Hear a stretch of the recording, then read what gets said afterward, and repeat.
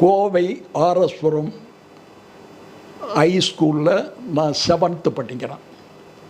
அப்போ மலைக்கல்லன் ஷூட்டிங்க்கு படம் ரிலீஸ் ஆகி ஒரு வாய்ப்பு எங்கள் ஸ்கூலுக்கு புரட்சி தலைவர் அழைக்கக்கூடிய ஒரு வாய்ப்பு ஏற்பட்டது. அப்போ கலையும் நாமங்கிற பெயரில் பேசினார். ஜனார்த்தனங்கிற ஒருத்தர் எம்எல்சியாக இறந்தார். அவர், நான் எல்லாம் அந்த ஸ்கூலில் படித்தவங்க.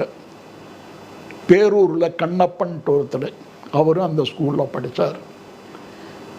அந்த கலையும் நாமும் தலைப்பில் படிக்கையில் நான் ஒரு ஃபர்லாங்கு அந்த பக்கம் நின்று புரட்சி தலைவர் முதல்ல பார்த்தேன். அப்போ நான் திமுகவுக்கு சேர்ந்த ஒரு மாணவர் அணியில் ஒரு சாதாரண உறுப்பினர். அவர் மேலே ஒரு பற்று எனக்கு இருந்தது.